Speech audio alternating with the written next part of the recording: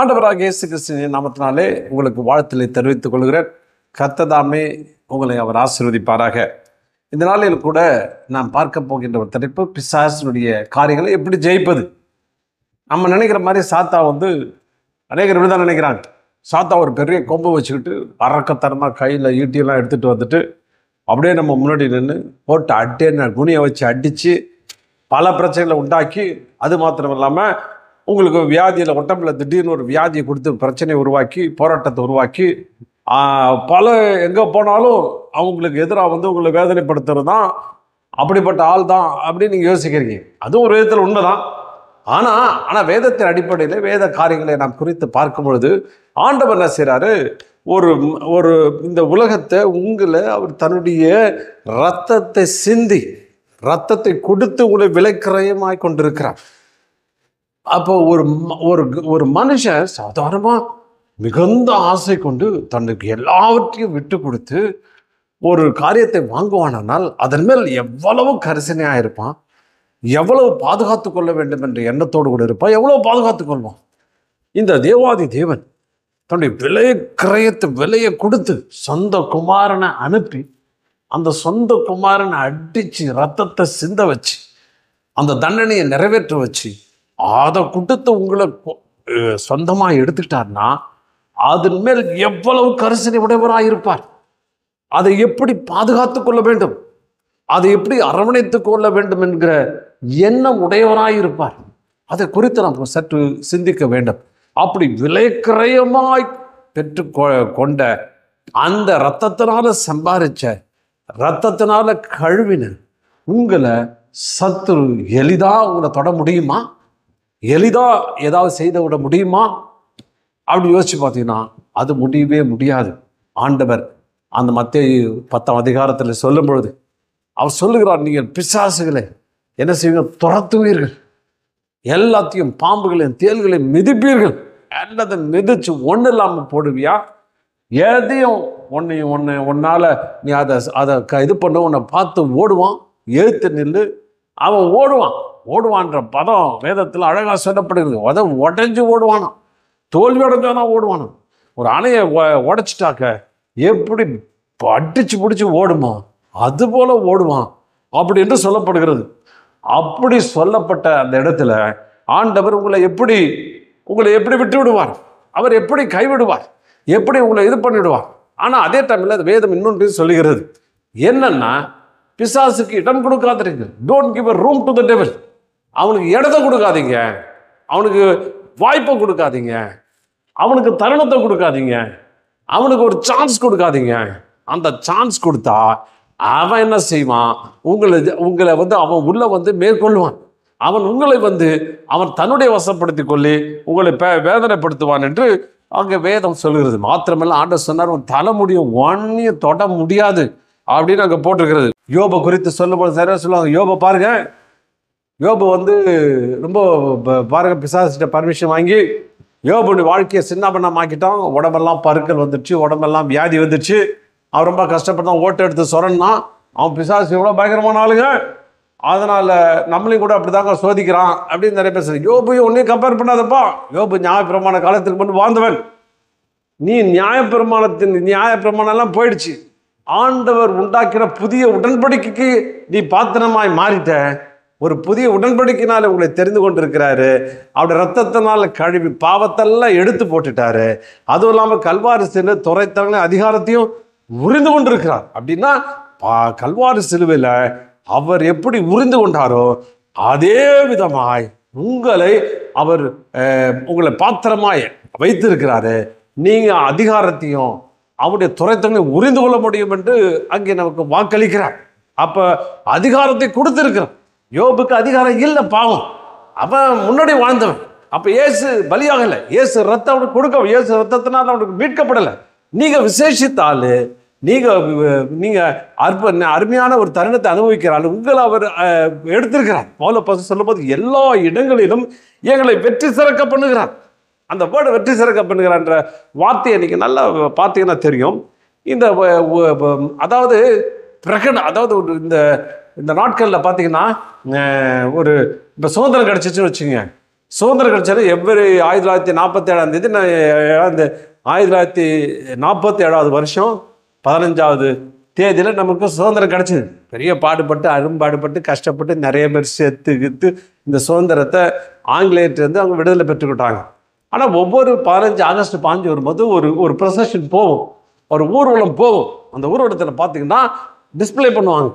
இது மாதிரி ஆங்கிலேயம் இருந்தான், அவனை நாங்கள் துரத்தணும் அப்படின்னு சொல்லிட்டு ஒவ்வொரு ட்ரக்காக அவங்க அந்த ரிசம்பிள் அந்த இதெல்லாம் நாடகமாக நடித்து காமிப்பாங்க. நாடகமாக நடித்து எப்படி ஜெயிச்சாங்கன்றதை காமிப்பாங்க. அதுதான் பெற்ற ஜெயத்தை பிரகடனப்படுத்துறது, ஷோகாஸ் பண்ணுறது, அதை வெளியில் காமிக்கிறது. அதுதான் அந்த அன்னைக்கு 15ஆம் தேதி அவர்கள் காண்பிப்பார். அதே வார்த்தை தான் இங்கே சொல்லப்படுகிறது. அதாவது எல்லா இடங்களும் எங்களை வெற்றி சிறக்க பண்ணுகிறார். ஏப்பா, எங்களை எல்லா விதத்திலும் எல்லா இடத்திலும் எந்த இடத்துல விட்டாலும் நாங்கள் வெற்றி பெறுவோம், ஜெயிப்போம், நாங்கள் சுதந்திரத்துக் கொள்வோம். ஏன்னா கல்வாரி சிலுவையில் அதை எங்களுக்கு கொடுத்தாரு, அதை நாங்கள் டிஸ்பிளே பண்ணுறோம் அப்படின்னு சொல்லிட்டு நாம் அதை பிரகடனப்படுத்துகிறோம். அதை நம்ம நாடக வடிவில் காமிக்கிறோம். அதை எல்லாருக்கும் முன்பாக வெளியரங்கமாக்கி அன்னைக்கு நடந்த ஜெயத்தை இன்னும் நடத்தி காண்பித்து தேவனை மகிமைப்படுத்துகிறோம். எப்பேற்பட்ட விஷயம்! அதை மாதிரி ஒன்று ஆண்டவர் எதுக்கு வச்சிருக்கிறாருன்னா பிசாசுகிட்ட அடி வாங்கிறதுக்காக வச்சில்ல. ஹலோ, பிசாசுகிட்ட போயிட்டு அவங்க கொடுக்குற வியாதி, அவங்க கொடுக்குற போராட்டம் எங்களை எவ்வளோ பாடுபடுத்துறான்னு சொல்லி ஊரெல்லாம் போய் சொல்கிறதுக்கு இல்லை. அவன் பிசாசு எப்படி தோற்கடிச்சேன், பிசாசு எப்படி ஜெயித்தேன், இன்னைக்கு அவன் கால் கீழே தான் இருக்கிறான். அந்த சமாதானத்தின் தேவன் உங்கள் காலு கீழே போட்ட நசுக்குவார் என்று சொன்ன வசனத்தின்படி இன்னைக்கு அவன் என் காலு கீழே இருக்கிறான் என்று உலகத்தில் சொல்லி நீங்கள் பிசாசு காலு கீழில் நிற்கிறீங்க. உங்களை காலடியில் போட்டு மிதிக்கிற பிசாசு ஏன் காலடி கீழில் இருக்கிறான் அப்படின்னு பிரகடனப்படுத்துகிறார். அப்படின்னு சொல்லி அதை சொல்லுகிறார். அந்த வித்தியாசமான காரியத்தை ஆண்டவர் செய்து காண்பிக்க விரும்புகிறார். நீங்கள் ரெடியா? அல்லேலூயா! ஆண்டவர் உங்களை கொண்டு டிஸ்பிளே. அது பாவம் யோபுக்கு அது இல்லை. யோபு அவனை வருத்தப்படுத்தும் போது, அவன் சஞ்சலப்படும் போது, அவன் கதறுகிறான், அழுகிறான். ஒருவேளை புதிய ஏற்பாட்டு கிறிஸ்தவன்கிட்ட ஒருவேளை அப்பப்பட்ட வேலி வேற, இப்போ போட்டிருக்க வேலி வேற, இப்போ ரத்தத்தினால வேலி. அல்லேலூயா! இப்போ ஒருவேளை பிசாசு வந்திருப்பானா, யோபுகிட்ட அதே பிசாசு நம்மகிட்ட வருவானா? நம்ம சொல்ல முடியும், இயேசுவின் நாமத்தினால, இயேசுவின் ரத்தத்தால் சொல்கிறோம் பிசாசு. அப்போ பார்த்தீங்கன்னா யோபு மாட்டிக்கிட்டு அவன் ரொம்ப கஷ்டப்பட்டான். ஆனால் இப்போ நம்மகிட்ட பிசாசு மாட்டு கஷ்டப்பட்டான், கூட்டு தலையிலே மிதித்து அனுப்ப தேவன் நமக்கு வல்லமையும் அதிகாரத்தையும் கொடுத்துருக்கிறார். அல்லேலூயா! அப்போ நல்ல வித்தியாசத்தை புரிஞ்சுக்கணும். ஏதோ புதிய ஏற்பாட்டில் சில காரியங்கள் சம்பவங்கள் நடந்திருக்குது, அதையும் இதையும் எங்கேயோ சம்மந்தப்படுத்தி யோபு போல் நானும் போட்டு நீங்களா சொல்லி வாயால் பிசாசுக்கு நல்ல அதிகாரத்தையும் வல்லமையும் கொடுத்துடாதீங்க. நிறைய பேர் என்ன வாயால் தான் அதிகாரம் கொடுத்துறது. வாயால் அதிகாரம் கொடுத்தான்னா அவன் வேதவசனம் சொல்லுது, நீ வாய் பேசினாலும் சொல்லிட்டு தூதருக்கு முன்பாக சொல்லாதன்னு போட்டுருக்குது. நீங்கள் போயிட்டு எனக்கு ஏங்க இந்த பிரச்சனை அப்படின்னா பில்லிசு, நீங்கள் யார் வச்சுட்டா? எங்கள் மாமியார் வச்சுட்டாருங்க. யார் இந்த புலிசு? எங்கள் அண்ணன் வச்சுட்டாங்க, என் தம்பி வச்சுட்டாங்க, அவன் வச்சுட்டாங்க, இவன் வச்சுட்டாங்க, தொழில் ரீதியாக ஒரு ஆள் வச்சுட்டாங்க, அதனால தாங்க பிரச்சனை படுது, நான் பில்லிசுனத்தில் கஷ்டப்பட்டேன். அப்போ என்ன சொல்கிறேன்? ஆண்டவருக்கு வல்லமை இல்லை, நான் ஆண்டவருடைய பாதுகாப்பில் இல்லை, கர்த்தருக்கு கொடுத்த அதிகாரம் என்கிட்ட வேலை செய்யலை, கர்த்தர் கொடுத்த வல்லமை என்கிட்ட ஒன்றுமே இல்லை. அதனால இவன் வந்து என்னை மேற்கொண்டுட்டான், பிசாசு அதை காட்டிலும் அதிகாரமுடையவனா இருக்கிறான் அப்படின்னு சொல்லி உன் வாயினால் இடம் கொடுக்குறேன். பில்லி சூனியத்தால் என் பிரச்சனை முடிஞ்சிச்சு, எவனோ எனக்கு வந்து செய்வனை பண்ணிட்டான், அதனால தான் எனக்கு வியாதி வந்துச்சு, நீ சொல்லி அதை சொல்லுன்னா you are giving a permission. பிசாசுக்கு அனுமதி கொடுக்குற, அனுமதி கொடுத்து மரணத்துக்கு அனுமதி கொடுக்குற. டே அப்பா உனக்கு பவர் ஜாஸ்திரா, பூந்து விளையாடுறான்னு சொல்லிடுற. அப்படி சொல்லிட்டு அப்புறம் இதே சொல்லிட்டு இருக்கிற, உட்காந்து அழுகுற, 21 நாள் ஃபாஸ்டிங் எடுக்கிற, அழுது 40 நாள் 30 நாள் அழுது தான் மிச்சம், அங்கே சத்துரு ஜெயம் கொண்டது தான் மிச்சம். அல்லேலூயா. அப்போ நமக்கு கொடுத்த காரியங்கள் நாம் தெளிவாய் தெரிந்து கொள்ளும் போது தேவன் நமக்கு கிருபையும் பலனையும் தருகிறார். அப்போ ஆண்டவருடைய வார்த்தைகளையும் வசனங்களையும் நாம் தீர்க்கமாய் அறிந்து கொள்ளும் பொழுது அப்போ நம்ம காரியங்களை தெரிந்து கொள்கிறோம். அப்போ ஓட்டை, இந்த செய்திக்கு ஒரு தலைப்பு கொடுக்கணும்னா மனுஷனில் காணப்படுகிற ஓட்டைகள், அதாவது மாமிச ஓட்டைகள் அப்படின்னு தலைப்பு கொடுக்கலாம். அந்த மாமிச ஓட்டைகள் வழியாக சத்துரு வருகிறான். நமக்கு எல்லாத்தையும் பாதுகாப்பு கொடுத்த தேவன் அதே டைமில் உன் வாயில் ஒரு பெரிய ஓட்டை வச்சிருக்கிற, அந்த ஓட்டையினால் நிறைய காரியங்களை ஓட்டை ஏற்படுத்தி கொடுப்பாயனால் சத்துரு உள்ள வருகிறான். வேத வசனம் சொல்லுகிறது, அவன் ஒன்றும் உங்களை சேதப்படுத்த முடியாது. அல்லேலூயா. எத்தனை பேர் விசுவாசிக்கிறீங்க? ஆமென். சொல்லுங்க. அதன் மேல நமக்கு ஃபோக்கஸ் வைங்க, அதுக்கு மேல நம்பிக்கை வைங்க, அது மேல விசுவாசத்தை வைங்க. சேதப்படுத்தாதுன்னா சேதப்படுத்தாதான், சேதப்படுத்துன்னு சொன்னீங்கன்னா சேதப்படுத்தும். நீ எதை சொல்ல விரும்புறீங்க? அப்ப தேவனை அனுமதிக்க விரும்புறீங்களா, பிசாசை அனுமதிக்கிறீங்களா? என்ன சேதப்படுத்தாதுன்னு சொன்னா தேவனை அனுமதிக்கிறீர்கள். தேவன் செயல்பட நீங்கள் தேவனை அனுமதிக்கிறீர்கள். இல்லை பிசாசு போட்டு பெதிப்பான், பிரதர் என்னை போட்டு வியாதியை கொண்டு வந்துடுவான், பிரச்சனையை கொண்டு வந்துடுவான், போராட்டத்தை கொண்டு வந்துடுவான்னு சொன்னீங்கன்னா பிசாசுக்கு அனுமதிக்கிற, அனுமதி கொடுக்குற, அனுமதி சீட்டை கொடுக்குற, பா எடுத்துக்கப்பா, இவர் என்ட்ரி டிக்கெட், இவர் என்ட்ரி கொடுத்துட்ற. அப்போ கொடுத்துற சத்ரு வாழ்க்கையில் வருகிறான். சரி, இந்த சரீர ஓட்டையில் 17 விதமான ஓட்டைகளை நான் பார்த்து வருகிறோம். நான் பிசாசு குறித்து நிறைய இடங்களில் நான் ஜெபித்து விடுதலை பெற்றிருக்கிறாங்க. அப்போ சில நேரங்கள் அது போகாது. அப்போ நான் இந்த மாம்ச ஓட்டைகளை பொறுத்த போது ஏதோ ஒரு ஓட்டை அங்கே இருக்கும், அதை கண்டுபிடிச்சி அவங்கள்ட்ட சொன்னால் சில பேர் ஏற்றுக்கொள்ளும் போது விடுதலை கிடைச்சிடுது. ஏற்றுக்கொள்ளாத போது தொடர்ந்து அந்த பிசாசுடைய தாக்குதலுக்கும் அதனுடைய ஆளுகைக்கும் அதனுடைய பிரச்சனைக்கும் அவங்க உட்படுகிறதை பார்க்கிறோம். சரி, இது குறித்து பவுல் அப்போஸ்தலன் அழகாய் எழுதுகிறான். கலாத்தியர் எழுதின புத்தகம் 5ஆம் அதிகாரம் 19-21. சரீரத்தின் செய்கைகள் வெளியரங்கமாக இருக்கின்றன. அவையாவனம், வேசித்தனம், உபச்சாரம், வேசித்தனம், அசுத்தம், காமவிகாரம், விக்கிரகாராதனை, பில்லிசூனியம், பகைகள், விரோதங்கள், வைராக்கியங்கள், கோபங்கள், சண்டைகள், பிரிவினைகள், மார்க்கவேதங்கள், பொறாமைகள், கொலைகள், வெறிகள், கலையாட்டுகள். கிட்டத்தட்ட 17 ஓட்டைகள் நம் சரீரத்திலே காணப்படுகிறது. அதாவது நம்முடைய மாம்ச எண்ணங்களிலே காணப்படுகிறது. இவைகளை நாம் எடுப்போமானால், இவைகளை இயேசு இரத்தத்தினால் கழுவி சுத்திகரிப்போமானால், இவைகளை வராதபடி நாம் இந்த ஓட்டைகளை அடைப்போமானால் சத்துரு உங்களிடத்துல ஒன்றும் இல்லை. இயேசு சொன்ன மாதிரி பிசாசியாட்ட ஒன்றும் இல்லைன்றார். அப்படின்னா அந்த 17 ஓட்டைகளை ஒன்றுமே இல்லை. ஒன்றும் வர்றதுக்கு உள்ள நுழையத்துக்கு சான்ஸே கிடையாதுப்பா, சான்ஸே கிடையாது. அவன் கடைசியில் ஒரு ரொம்ப என்னென்னமோ பண்ணி பார்த்தான். அவனுடைய எந்த யுக்தியும் அவர்கிட்ட பழிக்கலை. அவர் சொல்லிட்டாரு, என்கிட்ட ஒன்றுமே இல்லை, ஒன்றும் என்கிட்ட இல்லைப்பா, நீ உன்னுடைய சரக்கு என்கிட்ட இல்லைப்பா அப்படின்னு சொல்லிட்டார். சரி, நாம் தொடர்ந்து நிறைய காரியங்களை பார்த்துருவோம். பாருங்கள், இந்த விபச்சாரன்ற குறித்து நாம் பார்த்துட்டோம். அடுத்தது வேசித்தனம் பார்த்துருக்குறோம், அசுத்தம் பார்த்துட்டோம், காம விகாரம் அதுவும் பார்த்துட்டோம், விக்கிரகாராதனை பார்த்துட்டோம், பில்லி சூனியம் பார்த்துட்டோம், 7 பகைகள் எல்லாம் முன்னாடி செய்திகள் எல்லாம் சொல்லிட்டோம். விரோதங்கள் இதையும் பார்த்துட்டோம். இந்த நாளில் நாம் பார்க்க காரியங்கள் வைராக்கியங்கள், வைராக்கியத்தை குறித்தும் ஜெலசிஸ், கோபம், ரெண்டுத்தை குறித்து நாம் பார்க்க போகிறோம். அதாவது இதை நாம் பார்க்க போகிறோம். இதுதான் நம்ம இந்த நாளில் நாம் தியானிக்க போகிற இந்த 2 காரியங்கள். இப்போ மனுஷன் பார்த்தீங்கன்னா பல விதங்களில் அமைக்கப்பட்டிருக்கிறான். ஒரு வித்தியாசமான அமைப்பிலே ஆண்டவர் மனிதனை உருவாக்கி இருக்கிறார். ஆவி, ஆத்மா, சரீரம், சோல், அது ரொம்ப ஒரு காம்ப்ளிகேட்டான விஷயம். ஒவ்வொருத்தரும் ஒரு மாதிரி இயங்கிட்டு இருக்குது. அது பார்த்திங்கன்னா ஆழமான காரியங்கள் பல உண்டு. இன்னும் மனதை குறித்து நிறைய ஆராய்ச்சிகள் நடந்துக்கிட்டே இருக்குது.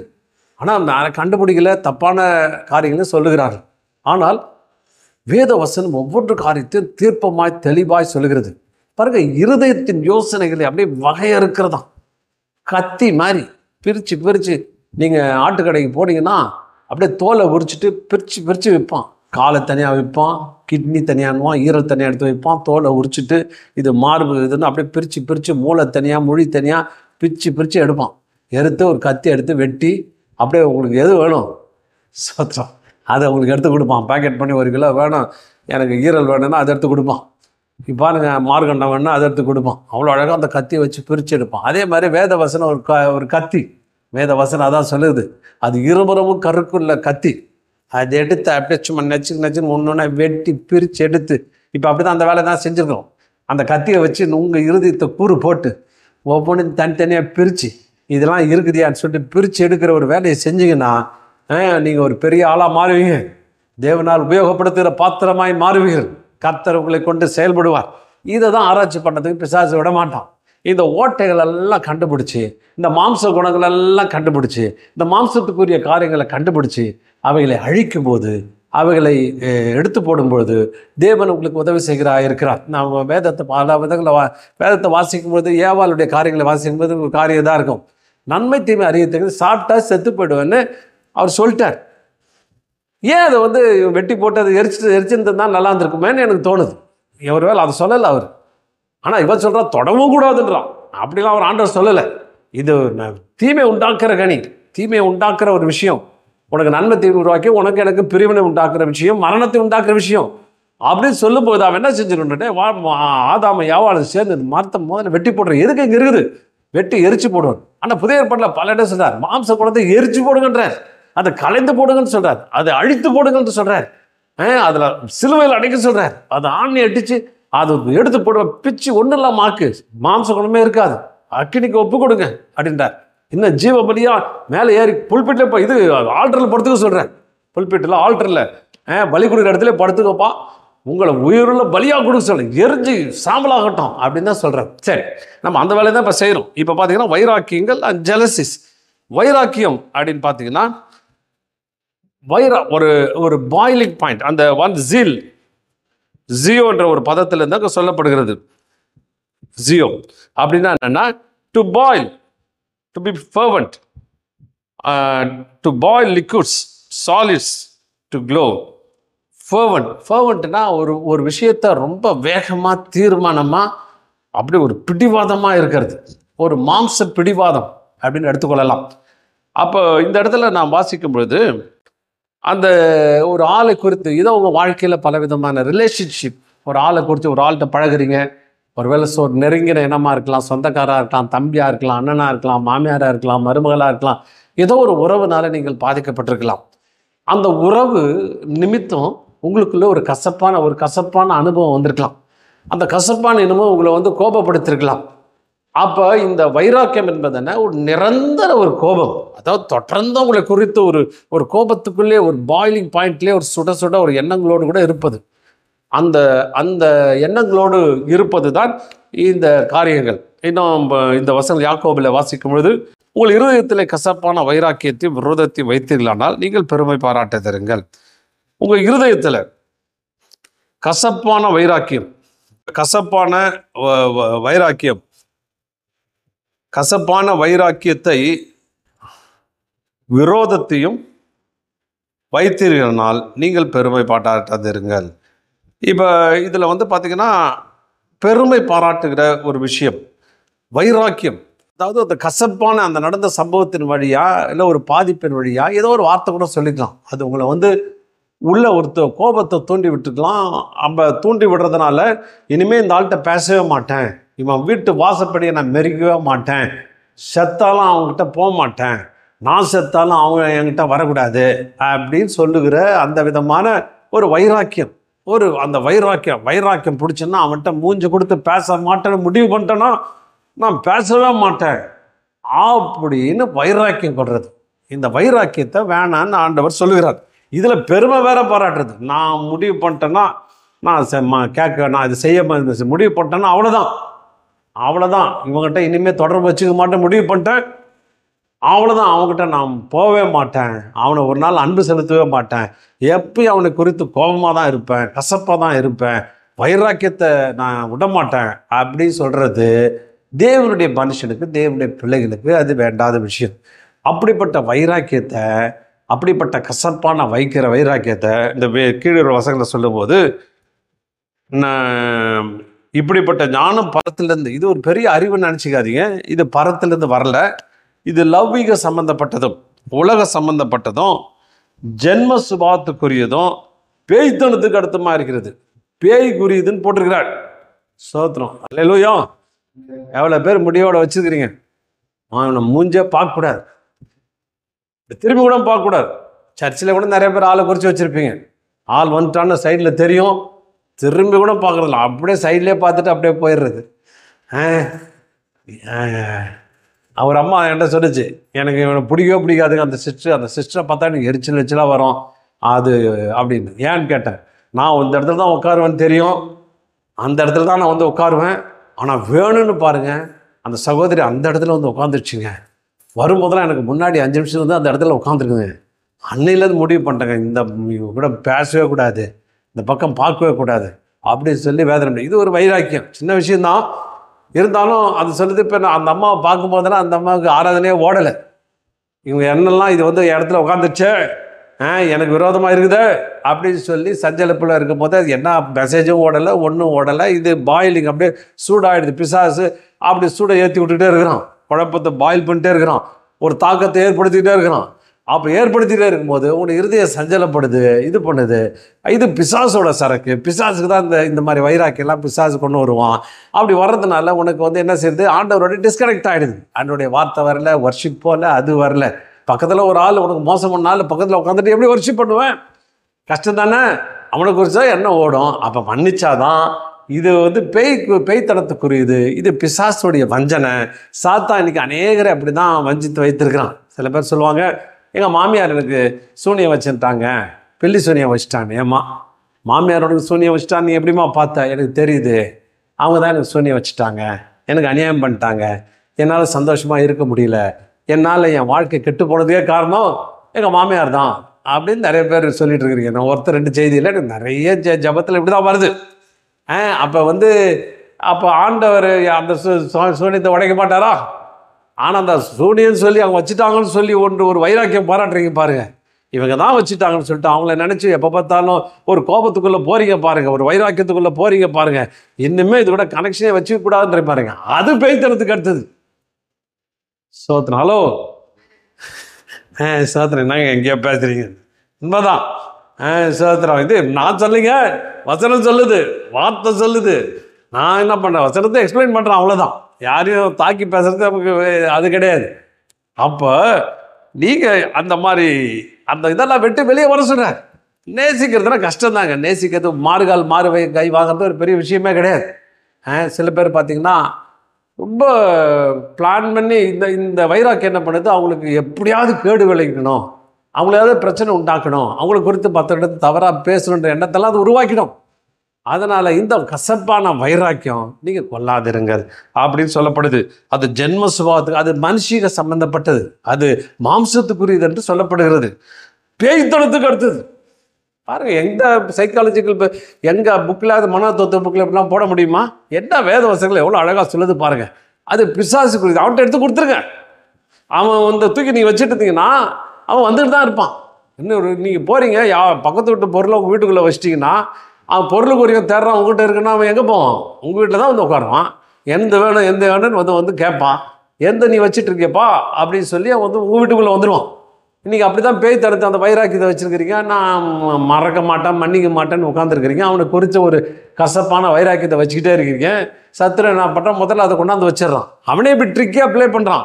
அவனே சொல்லித்தரான், டே நீ வந்து உனக்கு உன் பிரச்சனைக்கு காரணம் அவங்க பண்ண பில்லி சொல்லியிருந்தான், அவங்க சொன்ன இதுதான் செய்வனம் பண்ணிட்டாங்க, அதனால தான் உனக்கு வந்திருக்குது அப்படின்னு அவனே சொல்லி தருவான். அதுக்குரிய வாய்ப்பு. இதுக்கு இப்போ போதெல்லாமல் பிசாசே பேசு. உங்கள் அண்ணன் தான் எனக்கு வச்சாருன்னது, உங்கள் தம்பி தான் எனக்கு வச்சாருன்னது. இந்த பொய்யை கேட்டுக்கிட்டு ஒரு அம்மா அப்படி தான் சொல்லிச்சு, ஏம்மா இது என்னம்மா அவன் சொல்கிற பேச்சுக்கிட்டு, அவன் பொய்யனும் பொய்க்கு பிதான் அவன் எப்படி உண்மையை சொல்லுவான்? அவன் வச்சுதான் இவன் வச்சுட்டான்னு சொல்லும்போது உடனே உனக்கு தீர்மானமாக பிடிச்சிக்குது. அப்போ உனக்குள்ள ஒரு கசப்பு உண்டாகுது. ஒரு வைராக்கியம் உண்டாகுது. இன்னுமே இவங்ககிட்ட பேசவே கூடாது, இவங்களுக்கு எனக்கு எந்த தொடர்பும் இல்லை, எந்த ஐக்கியமும் இல்லை, அவ்வளோதான், முடிஞ்சு போச்சு, எனக்கு காரணத்தை இவன் தான் சொல்லிட்டு தினம் தினம் கசந்து கொண்டு ஒரு வைராக்கியத்தை வைத்துக் கொண்டிருக்கிறப்பார். அது பிசாசோட சரக்குன்னு பைபிள் சொல்லுது. பேய்த்தனத்துக்கு அடுத்தது என்று சொல்லப்படுகிறது. அதை எடுத்து தூக்கி வெளியே கடைசி தூக்கி போடு, அந்த ஓட்டையை அட, அந்த ஓட்டையை சரி பண்ணு, அந்த ஓட்டையை கரெக்ட் பண்ணு. அதை இப்போ நான் பாம்புக்கு ஓட்டை இருந்தால் பூச்சி கீச்சி வரதான் செய்யும். அப்போ அதை தூக்கி வெளியே போடு அப்படின்னு சொல்கிறார். வைராக்கியம் விரோதமும் எங்கே உண்டு அங்கே கலகம் உண்டு. சகல வித துர்ச்செயலுக்கு வைராக்கியமும் இது வந்துச்சுன்னா என்ன வருது? கலகம் வந்துடுது. ஒருத்தருக்கு கோல் மூட்டுறது எல்லாம் வந்துடுது.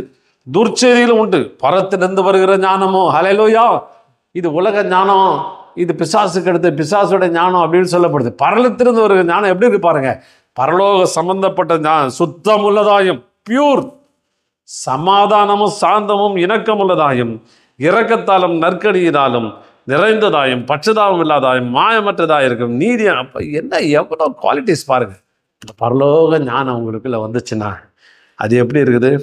இரக்கம், எல்லார் மேலும் இரக்கம். அப்படி இப்போ பார்க்கும்போது நல்லா, சில பேர் நினைப்பாங்க நல்லா தான் கிழங்கு மாதிரி இருக்கிறான், நல்லா இருக்கும், ஒன்றுமே ஆக மாட்டேங்குது பார் அப்படின்னு எண்ணம் தோணும். ஆனால் பரலோக ஞானம் வந்துச்சுன்னா ஐயோ அவருக்கு இன்னும் எதாவது ஹெல்ப் பண்ணலாமே, பாவம் அவன் மேலே ஐயோ நல்லா இருக்கிறானே, சந்தோஷப்படுவான், சமாதானப்படுவோம் அப்படின்னு. நற்கனிகள் நிறைந்ததான், நல்ல கனிகள் நிறைந்ததான், பட்சதாபம் இல்லாதான். பட்சதாபம் இல்லை, இவன் எனக்கு பிடிக்குது, அவனை எனக்கு பிடிக்கல, இவன் நல்லவன், இவனை இங்கே தள்ளுவோம் அப்படிலாம் இல்லாமல், மாயமற்ற மாயமாலமே கிடையாது. சும்மா அப்படி நடிக்கிறதுலாம் கிடையாது. ஐயோ பிரதர் உங்களுக்கு தான் பிரதர் நினச்சிட்டு இருந்தேன், உங்களுக்கு அதான் பிரதர் டெய்லி ஜெபம் பண்ண அப்படின்னு உள்ளுக்குள்ளே அவ்வளோ கசப்பு இருக்கும். மாய்மாலம் இல்லாதான். நீதியின் கனியானது சமாதானத்தை நடப்புகிற சமாதானத்தில் விதைக்கப்படுகிறது. நீதியின் கனியை விதைக்கிற ஆட்கள் நீங்கள். நீதியை கொண்டு வர தேவன், நீதியை கொண்டு வருகிற ஆட்கள் சமாதானத்தை நடப்பிற்களாக விதைக்கப்படுகிறது. அதுவும் பார்த்தீங்கன்னா எபிரேயரில் பார்த்தோம், யாவரோடும் சமாதானமாக இருக்கவும் பரிசுத்தமுள்ளவர்களாக இருக்கவும் நாடுங்கள். பரிசுத்தம் இல்லாமல் ஒருவனும் கர்த்தரை தரிசிப்பதில்லை, ஒருவனும் தேவனுடைய கிருபை இழந்து போகாதபடி யாதொரு கசப்பான வேர் முளைத்தெழும்பி கலகம் உண்டாகிறதுனால அநேகர் தீட்டுப்படாதபடிக்கு. ஏப்பா நீ கசப்பான ஒரு வைராக்கியம் வச்சு தீட்டுப்படுற, அசுத்தப்படுற. ஆண்டவர் சொன்னார், உன் பாளையம் எங்கிலும் சுத்தமாக இருக்கணும்ப்பா. நான் வரப்ப நான் நடந்து வரணும். டெய்லி ஏதேன் தோட்டத்தில் ஆதாம் ஏவாலை நான் கைகோத்து நடந்தது போல நான் டெய்லி உன் காலையில் உன் இடத்துல வந்து உன்னோடு கரம் பிடித்து நடத்த பல காரியங்களை சொல்லும்படி விரும்புகிறேன். அப்படியே உன்னோடு கூட நான் இணைக்க விரும்புகிறேன் அப்படின்னு சொல்கிறேன். என்னைக்கு ஆதாம் தவறு செய்யும்பொழுது ஆதாமே ஆதாமே எங்கே இருக்கேன்னு கேட்ட பிரகாரம் இன்னைக்கு நீங்கள் அநேகரை குறித்து கசப்பான வைராக்கியம் வச்சுருந்தீங்கன்னா சோத்திரம். அவர் எங்கே வருவார், எங்கே இருக்கேன்னு கேட்பார். தூரத்தில் இருந்து ஆளு காணாமல் போயிடுவார். ஏன்னா சுத்த கண்ணர் அவர். அப்போ அது இல்லாமல் டெய்லி ஆண்டவர் கிருபை தருகிறார். இன்னைக்கு எப்படி வாழணும்? கிருபையில் 2 பகுதி. ஒன்று உன் பாவத்தை மன்னிக்கிற ஒரு பகுதி ஒன்று, இன்னொரு கிருபை என்பது பாவத்தை மேற்கொள்கிற கிருபை. 2ம் வேணும்.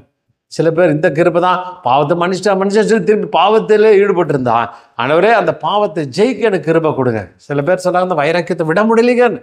தேவனோட கிருபை தருவார். அந்த கிருபை பார்த்தீங்கன்னா இதுலேருந்து வெளியே வர்றதுக்கு எளிதாய் அவர் செய்வார். இந்த நாட்டுக்கு நாடு சண்டை எடுத்து பாருங்க, ஒரு வைராக்கியம் தான். கசப்பான வரையும் பக்கத்து நாடு என்னைக்கோ 1300 வருஷத்துக்கு முன்னாடி எங்கள் நாட்டில் வந்து இவ்வளோ பேரை வெட்டி போட்டான்னு அதே வைராக்கியத்தை இன்னைக்கு எடுத்து வச்சு இந்த வைராக்கியத்தின் அடிப்படையில் உலகத்தில் நடக்கிற உலக சண்டைகள் பார்த்தீங்கன்னா அவ்வளோ சண்டைகள். இதெல்லாம் கசப்பான வைராக்கியம், கசப்பான வேர் உள்ள நுழைஞ்சிருக்குது. அந்த வேர் நுழைந்ததுனால இப்படி போட்டிருக்குது. அப்போ நாமும் அப்படி கொள்வோமானால் நாம் கிருபை இழந்து போய்விடும். நீங்கள் கிருபை, ஆண்டவருடைய கிருபை இல்லைன்னா இந்த உலகத்தில் வாழவே முடியாதுங்க, இருக்கவே முடியாது. வசனம் சொல்லுது கிருபை கூடுறா ரைட்டு, நீங்கள் இழந்து போகாது. கசப்பான வேர் இருந்தால் அவர் விலகிடுவார், சாத்தான் உள்ளே வந்துடுவான். அதுக்கப்புறம் அவன் கண்ட்ரோலுக்குள்ளே போயிடுவேன்.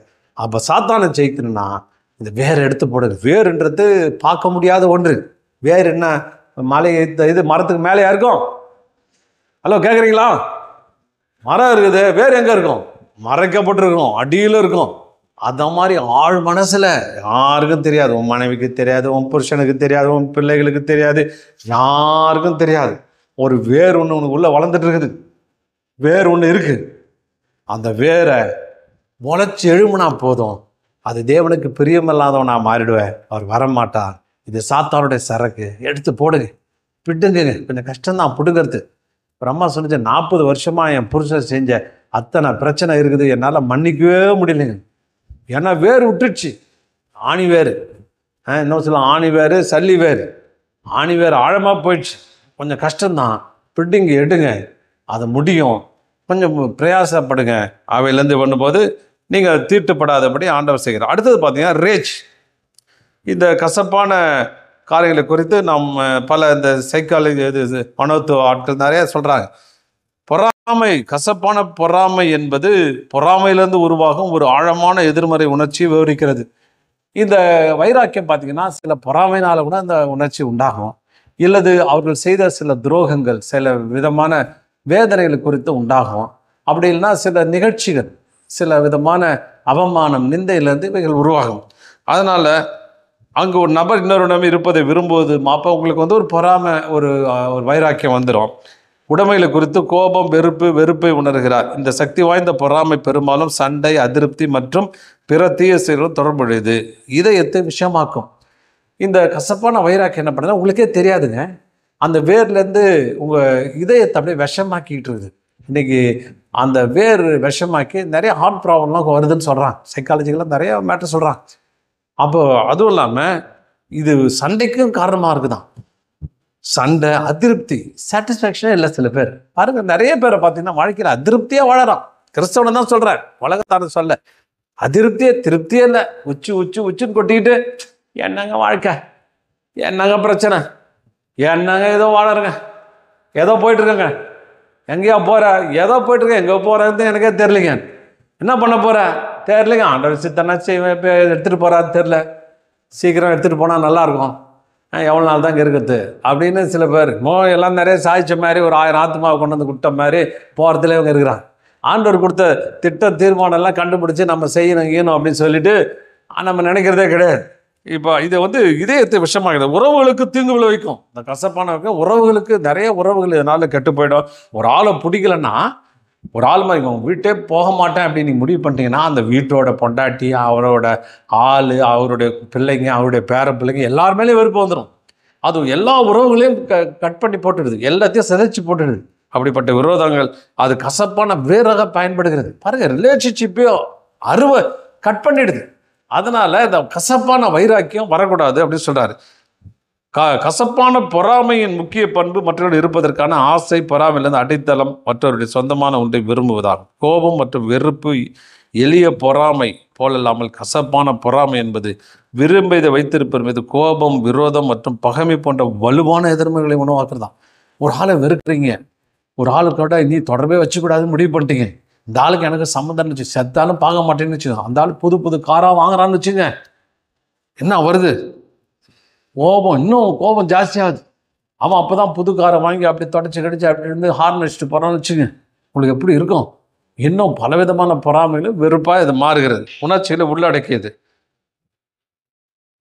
இப்போ இது மாதிரி கசப்பான வேர் என்ன செய்யுது, பெரிய ஆலமரமாக மாறி உங்களை ஆட்கொண்டுடுது, உங்கள் வாழ்க்கையை அப்படியே ஆட்கொண்டுடுது. ஆட்கொண்ட உடனே உங்களால் எதையுமே செய்ய முடியாதபடி நீங்கள் வேதனைக்குள்ளே போகிறீங்க. அதான் அந்த கசப்பை எடுத்து போடுங்க, அந்த வேரை பிடிங்கி போடுங்க, அப்போ தான் செடி சாகும். மேலே மட்டும் வெட்டிங்கன்னா அது ஒரு நாள் உங்களுக்கு ஒரு பெரிய விடுதலை கொண்டு வராது. நான் ஒரு முறை ஒரு பிரசங்கம் பண்ணும்பொழுது சில காரியங்களை பேசிட்டு இருந்தேன். ஒரு அம்மா முடிஞ்சவொடனே சொன்னிச்சு, ஐயா நீங்கள் சொன்னது என் மனசை தொட்டுச்சு, என் புருஷனை மன்னிக்க நினைக்கிறேன், மன்னிக்கவே முடியலையா, நான் இன்னிலேருந்து என் புருஷனை பார்த்தா எரிச்சலாக வருது, கோபம் வருது, அவர் ஏதாவது சொன்னான்னா கோபத்தில் பேசுகிறேன், அப்புறம் சர்ச்சுக்கு வந்தால் தப்புன்னு தோணுது, நான் ஆண்டவர்கிட்ட மன்னிப்பு கேட்டேன், ஆண்டவரே நான் இனிமேல் என் புருஷன்கிட்ட நல்லா நடந்துவேன் அப்படின்னு சொல்லிட்டு போகிறேன். ஒரு நாள் தான் நிற்குது, அடுத்த நாள் அவர் ஏதாவது தப்பு செய்யும் போது மறுபடியும் கோபம் உச்சிக்கு போயிடுதுங்க, கண்ணாமனா திட்டுடுறாங்க அப்படின்னு சொன்னிச்சு. நான் சொன்னேம்மா, நீ மன்னிப்பு கேட்கறது இது மாதிரி நான் நல்லா இருக்கணும் அப்படின்னு ஆண்டவர் எனக்கு கிருபை கொடுன்னு மேலே இருக்க கலையை தான் வெட்டுறேன். அப்புறம் வேறு உள்ளே இருக்குது, அப்பப்போ துளுத்துடுது, அதனால் வெட்டிக்கிட்டே இருக்கா, துளுத்துக்கிட்டே இருக்குது. அது போனா ஒரே வழி. அந்தாலும் வாழ்க்கையில் செஞ்ச பலவிதமான என்னைக்கு அவரை பார்த்தேன், ஐயா 40 வருஷத்துக்கு முன்னாடி கல்யாணம் பண்ணேன், அன்னைக்கு முதல் நாள்லேருந்து என்னை அவர் வெறுப்பேற்ற ஆரம்பிச்சிட்டாரியா. சோத்திரம், அந்த முதல் இரவன்னைக்கே என்னை அப்படி வெறுப்பேற்றினாரு, எனக்குள்ள அந்த வேதனை பண்ணல. அதுலேருந்து இப்போ எனக்கு வெறுப்பு தான் வந்துச்சுன்னு. அன்னையிலேருந்து எடுமா வேறு அதுலேருந்து இருக்குது. கொஞ்சம் உட்காந்து கஷ்டப்பட்டு ஃபாஸ்டிங் எடுத்து நான் மாறணுன்றதை விட இந்த வேரெல்லாம் பிடுங்க, அந்த வேரை எடுத்து போடு. அந்த வேரெல்லாம் போடணும். அன்னையிலேருந்து என்னென்ன கசப்பான சம்பவங்கள் எல்லாம் லிஸ்ட்டு போடு. பரவாயில்ல, ஒரு பேப்பர் பென்சில் எடுத்தால் பரவாயில்ல, எடுத்து எழுது.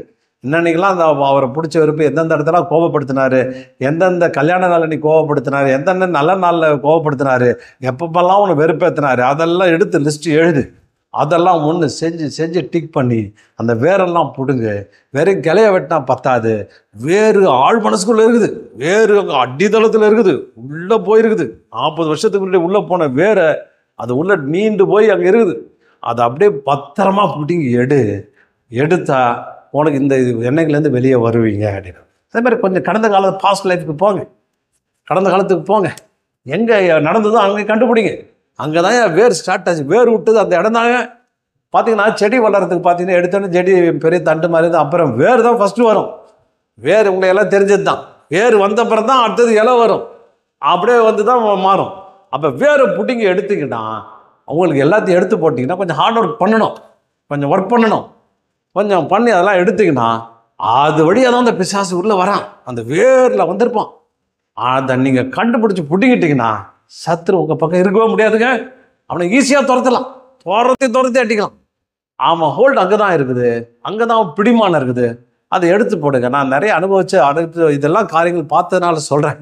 இப்போ சொல்லும்போது அவளுக்கு பல காரியங்களை உண்டாகிறது. அப்போ அதை கசப்பின் வேற எடுத்து போடுங்க. யாரை குறித்து கசப்பு இருக்கக்கூடாது, எதை குறித்து கசப்பு இருக்கக்கூடாது, எந்த விஷயத்தை குறித்து கசப்பு இருக்கக்கூடாது.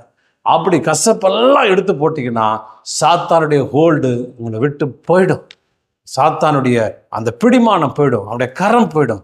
அவனை எளிதாக நீங்கள் துரத்தி கட்டலாம். இதன் மூலமா சமாதானம் உங்கள் இருதயத்துக்குள்ளே வரும். பாருங்க, சமாதானத்தின் தேவன் தாம் என்றார். அப்போ என்ன சொல்கிறார்? சமாதானத்தை முன்னறிவிக்கிறார். நீ சமாதானமாக இருந்தாவே சத்துரு உன்னை ஒன்றும் பண்ண முடியாது. உன்னை கொந்தளிக்க வச்சுக்கிட்டு, உன்னை டென்ஷன் பண்ணிக்கிட்டு, அப்படியே அவன் செஞ்சான் இவன் செஞ்சான்னு பதப்பதைக்க வச்சுக்கிட்டானாவே உனக்கு பிரச்சனை வந்துச்சுன்னு அர்த்தம். அப்போ சமாதானத்துக்குள்ளே வந்துட்டாக்க சத்துரு அவனுடைய ஹோல்டே போயிடும், நீங்கள் ஜெயிப்பீர்கள். சரி, அடுத்தது நம்ம பார்க்க போது ரேஜ், கோபம். கோபம்னா என்ன தெரியுங்களா? அந்த கோபம் என்பது ரேஜ் அப்படின்னா இந்த feeling of violent anger, the difficult to control, எளிதில் கட்டுப்படுத்த முடியாத கடுமையான சின உணர்ச்சி, சீற்றம். கோபம் வந்துச்சுன்னா என்ன பேசுறேன்னே தெரில, கோபம் வந்துச்சுன்னா எதை தூக்கி அடிக்கிறதுனே தெரில, அப்படி கோபம். நாங்கள் நடக்கிற அந்த நாங்கள் இடத்துல சர்ச்சில் ஒரு பொண்ணு தலையில் 8 தையல். ஏமா 8 தண்ணே சரியாக படிக்கலை, எங்கள் டேடி அடிச்சிட்டார். என்னம்மா டேடி அடித்தா தையல் பரப்பணும்? ஆமாங்க, அவர் கோபத்தில் எதை எடுத்து அடிப்பார்னே தெரியாது, கையில் நல்லா கூர்மையான ஆயுத வச்சு நடுமண்டையில் அடிச்சிட்டார். 8 தையல் போட்டு இந்த பொண்ணு பரிதாபம் உட்காந்து. அவன் கேட்டேன், இல்லையா எனக்கு கோபம் வந்துச்சு என்ன செய்யுதுன்னே தெரியாது. இப்போ என்ன இது? அன்கண்ட்ரோலபிள் ஆங்கர், கண்ட்ரோல் பண்ணிக்கவே முடியாது. அன்கண்ட்ரோல். சில பேருக்கு பார்த்தா ஷார்ட் டெம்பர், லாங் அது வேறு டெம்பர். இந்த ஃபஸ்ட்டு பார்த்து வைராக்கின்றது லாங் டெம்பர், ரொம்ப நாளைக்கு அந்த கோபத்தை மனசுல வச்சு கொந்தளிச்சிருக்குது. இது எப்படின்னா ஷார்ட் டெம்பர், சர்க்குன்னு ஏறுறது. கோபம் கொண்ட ஸ்ரீட்டு குடும்பம் நடத்ததை விட வடாந்திரத்தில் இருக்கலான்னு போட்டுருது. சண்டைக்காரி கோபக்காரின்றதுல வீட்டு எங்கேயோ போயிடலான்னு போட்டுருது. அதனால் ரொம்ப கோபம், ஷார்ட் டெம்பர், சர்க்குன்னு கோபம் வந்தால் என்ன பேசுறதுன்னு தெரியாது, என்ன செய்கிறதுன்னு தெரியாது, என்ன பண்ணதுன்னே தெரியாது. சில பேர் கோபம் வந்து அவங்களே தலையில் போட்டு இடிச்சுக்கிறாங்க, போட்டு அட்டேன்னு அடிச்சுக்கிறாங்க, அவங்களே போட்டு அடிச்சுக்கிறாங்க. ஏன்னா அந்த கோபத்தினுடைய விளைவு. கோபம் என்ன நல்லா சொல்கிறாங்க, கோபம் வந்துச்சுன்னா மூளைக்கு, அதாவது வயிற்றுக்கு போகிற மூளை அப்படியே டைவெர்ட் ஆகிடும், வயிற்றுக்கு போகிற ரத்தம் அப்படியே டைவெர்ட் ஆகிடுதான். இது சைக்காலஜிக்கலாக ப்ரூவ் பண்ணுறாங்க.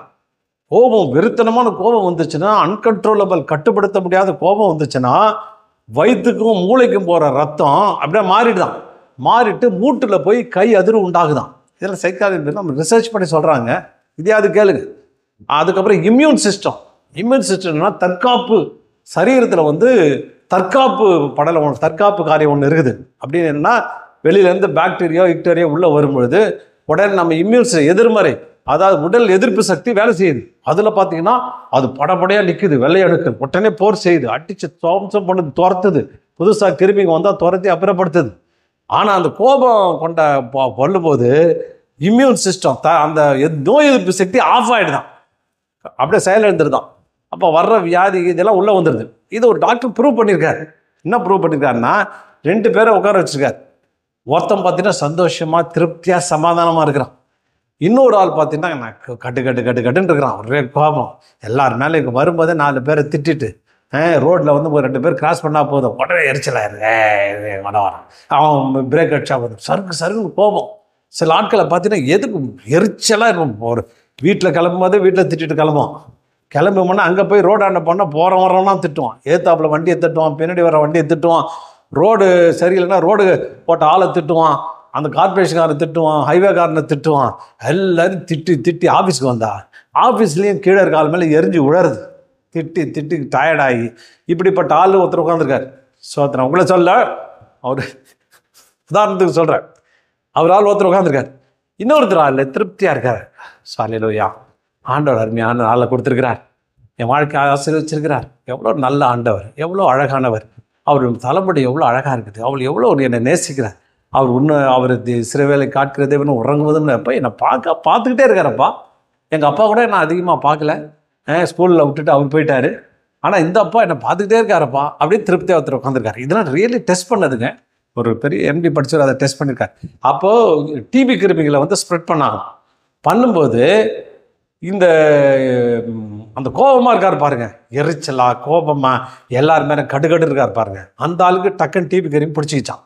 இந்த சமாதானமாக இருந்தார் பாருங்க, இவருக்கு பிடிக்கல. 2 பேரும் பிளட் டெஸ்ட் எடுத்து பார்க்குறாங்க, இவருக்கு ட்ரேஸே இல்லையா, கிருமியே காணுமா, ஒன்றுமே இல்லையா, நல்லா இருக்கான், அவன் ஃப்ரெஷ்ஷாக இருக்கான் பிளட்டு. அவருக்கு பார்த்தாக்க நோய் கிருமிகள் தொத்து ஜாஸ்தியாக இருக்குதான். அப்போ அவர் என்ன சொல்கிறாரு, நீங்கள் வந்து இந்த கோபம் வரும்பொழுது அன்கண்ட்ரோல் என்றால் கட்டுப்படுத்த சுக்குன்னு கோபம் வருது, விற்குன்னு கோபம். சில பேர் பரிசுத்தவான்கள் இன்னும் கோபம் ஜாஸ்தியாக இருக்குது, ஆட்டு அப்படியே டபால் டிபுன்னு ரொம்ப கோபத்துக்குள்ளே போயிடுறது, அமைதியாக இருக்க மாட்டாங்க. ஏன்னா நான் பரிசுத்தவான், நான் அப்படி இப்படி அப்படின்னு சொல்லி அவங்க பயங்கர லெவலில் இருப்பாங்க. அவங்க வந்து எங்கேயோ ஒரு பெரிய டாப் லெவலில் இருக்கிற கோபம் சர்க்குன்னு கோபம், எல்லாரும் கோபம் எல்லாரும் தாக்குது. கோபம் பாருங்க, இதை டெஸ்ட் பண்ணி பார்த்ததில்ல. அப்போ என்ன சொல்கிறாங்க வராங்க, கோபம் ரேஜ் வந்து அன்கண்ட்ரோல் விளையாங்க பண்ணுதுன்னா பிளட்டெல்லாம் மாறிடுது, இம்யூன் சிஸ்டம் நோய் தற்காப்பு அந்த படம்லாம் வேலையே செய்யாமல் போதும். உடனே அது அப்படியே எல்லாம் சைலண்ட் மோட் போயிடுதான். உனக்கு மூளைக்குள்ளே போயிட்டு அட்ரினல் சுரப்பி ஜாஸ்தியாகுதான். இருதயத்துக்குள்ளே இன்னும் ஒன்று ப்ரூவ் பண்ணியிருக்காங்க, நல்லா கவனிங்க. சோத்திரம் அது அடிக்கடி மார்பு செஸ்ட் பெயின் வருதுன்னா இதுக்கெல்லாம் ரீசன் போட்டுக்கலாம். கோபம் பாருங்களா நீங்கள், வியாதி காரணம் பாருங்கள், சத்ரு நல்லா வேலை செய்கிறோம். உடனே அந்த அட்ரினல் சுரப்பியில் போயிட்டு ஃபேட்டு வந்து இதுக்கு போகிற டெபாசிட்டு உள்ளே போய் அந்த இதெல்லாம் டெபாசிட் பண்ணுதான். நான் இதெல்லாம் படித்தேங்க, நிறையா இன்டர்நெட்டில் நிறையா படித்தேன். அந்த உள்ளே போயிட்டு அந்த பிளட்டு போகிற வெசலில் திக்காகிட்டு அந்த பிளட்டு போகாத மாதிரி ஹார்ட் அட்டாக்லாம் இதனால தான் வருதுன்னு போகிறாங்க. அடிக்கடி கோவப்படுறவங்களுக்கு உடனே ஃபேட்டு டெபாசிட் ஆகுதான், ட்ரைக்ளிசரைட்ஸ்லாம் அங்கே போய் பாருதான். இன்னும் சொல்கிறாங்க, நிறைய பேர் ஸ்ட்ரோக் வர்றதுக்கு பக்கவாதம் வர்றதுக்கு இதுவும் ஒரு காரணன்றாங்க. இதனால் பிபி எகிறதுன்றாங்க. பிபி எகிறதுனால கிட்னி வேலை செய்யாமல் போயிடுதுன்றாங்க, கிட்னியில் பாதிப்பு உண்டாகுதான். ஒரு கோபம் அவ்வளோ விஷயத்தை உண்டாக்குது.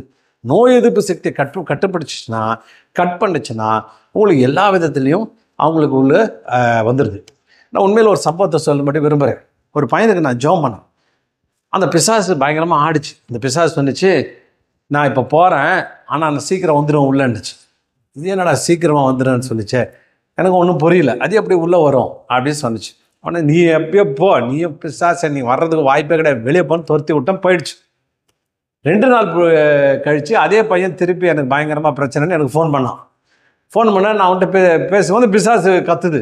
சொன்னேன், எப்படி உள்ள வந்து அப்படின்னு கேட்டேன். அது சொன்னிச்சு பாருங்கள், இவனுக்கு வந்து கோபத்துக்கு அடிமையாம ஷார்ட் டெம்பர் கேஸு, இவன் அடிக்க சருக்குன்னு கோபம் வரும். இவன் வந்து பேங்க்குக்கு போனான், பேங்க்கில் இருக்கிற கேஷியரை வச்சு இவனை வந்து முறைக்க வச்சேன். பேங்க்கு கேஷியர் என்ன பண்ணான், டக்குன்னு கோபம் வந்து அறிவில்லை ஏன் நிற்கிறேன்னு இதை திட்ட வச்சேன். அவன் மூஞ்சி காமிச்ச உடனே இவனுக்கு கோபம் வந்துச்சு. உடனே அவன் சட்டையை பிடிக்க ஆரம்பித்தான். பேங்க்கில் இருக்க ஆள்லாம் திட்டி செக்யூரிட்டிலாம் வந்து வெளியே தட்டாங்க. ஒரு கோபமும் அவமானம் கோபத்தோட வெளியில் வந்தான் பாருங்கள். அந்த டைமில் பிடிச்சிட்டேன்னு சிரிச்சுது. நீ எத்தனை வாட்டி திட்டினாலும் இவன் கோபக்காரன், ஈஸியாக வந்து பிடிச்சிட்டு வந்துச்சு. அடப்பாவி, சோத்திரம். கோபம் ஷார்ட் டெம்பர் வருதா, ரெட்டியாக இருக்கான் பக்கத்தில், டக்குன்னு எனக்கு ஆச்சரியமாக போச்சு.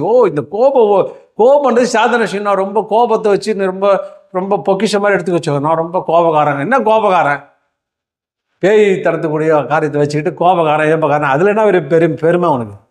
சோத்திரம். வேத வசனத்தை வச்சு ஆராய்ச்சி பாரு. கோபம் பொண்ணு போட்டுருந்தேன், கோபம் நீதியான கோபம் அது வேற. இயேசு கோபம் வந்தோன்னா அவர் நீதி நிமித்தம் அவர் கோபப்படுத்துகிறார். ஆனால் இந்த கோபம் எதிர்மலை விரைவை உண்டாக்கி வாழ்க்கையை சூனியமாக்கி, அப்போ எனக்கு ஆச்சரியம் போச்சு. பிசாசு உபயோகப்படுத்துகிற ஒரு பவர்ஃபுல் ஒரு பயங்கரமான ஆயுதம் என்னென்னா கோபத்தை கிளறி விட்டு உள்ளே வந்துடுவான், வாழ்க்கையை சின்னாபின்னம் ஆக்கிடுவான், குழப்பத்தில் கொண்டு போயிடுவான். கோபம் கொண்டாலும் பாவம் செய்யாதீங்க, உடனே நைட்டே மன்னிப்பு கேட்டுக்கின்றார் ஆண்டவர். சரி, கோபம் அவரை அவாய்ட் பண்ண முடியாது, ஏன்னா சில நேரம் சருக்கு கோபம் வருது. ஆனால் எப்படியோ நைட்டு உட்காந்து அந்த கோபத்தெல்லாம் சரி பண்ணுங்க, உங்களுக்கு ஆண்டவர் உதவி செய்வார். நான் ஆண்டவர் ஜபிக்கிறதுக்கு முன்னாடி நான் நிறைய இந்த 17 பாயிண்ட்லாம் வச்சு நான் லிஸ்ட்டெலாம் வச்சு என்னை ப்ரிப்பேர் பண்ணிட்டு தான் அப்புறம் ஜபத்துக்குள்ளே போவேன். பாருங்கள், எங்கே போனாலும் அந்த கோபம் பாயிண்ட்டுக்கு வந்துடுவேன்.